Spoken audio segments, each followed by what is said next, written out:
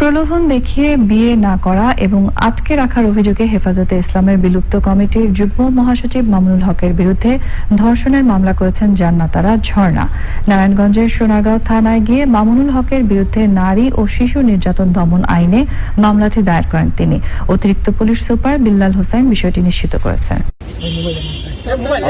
আপনাকে তো আটকেও রাখা হয়েছিল, সেখান থেকে মুক্ত হয়েছেন, নিজের সন্তানের সঙ্গে দেখা হয়েছে, সেই যে একটা মুক্ত জীবনে আপনি প্রবেশ করলেন, সেই বিষয়ে আপনি কিছু বলছেন? আমি সর্বশেষ কথা, আমি সুষ্ঠু বিচার চাই। আমার সাথে অনেক বড় প্রতারণা, ধোঁকা হয়েছে। আমি আর কিছু বলবো না। অনেক ধন্যবাদ আপনাকে। মামুনুল হকের বিরুদ্ধে মামলা করেছেন তার দাবি করা দ্বিতীয় স্ত্রী জান্নাতারা ঝর্ণা।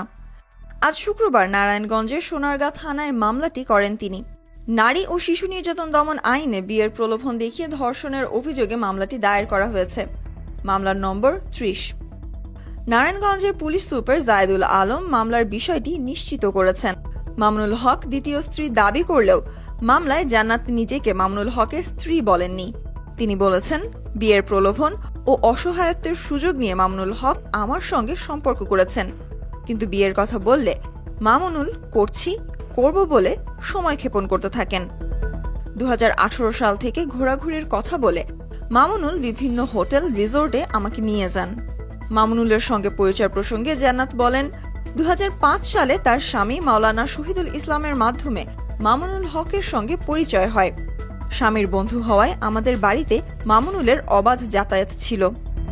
মামুনুলের সঙ্গে পরিচয়ের আগে আমরা সুখে শান্তিতে বসবাস করছিলাম। আমাদের স্বামী স্ত্রীর মতানৈক্যের মধ্যে প্রবেশ করে মামুনুল হক, শহীদুল ও আমার মধ্যে দূরত্ব তৈরি করতে থাকেন। মামুনুলের কারণে আমাদের দাম্পত্য জীবন চরমভাবে বিষিয়ে ওঠে।